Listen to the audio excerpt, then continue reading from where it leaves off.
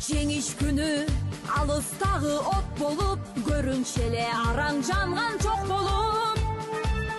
Өрттү чаңды кечип чабуул салганбыз, жеңиш күнүн жакындатып алганбыз.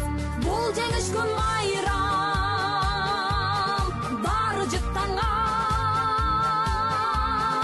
адамдардын самайларын ак жалган, көздөрүнөн жаш кылдырып шаттанган. Жеңиш күнү, жеңиш күнү, жеңиш күнү.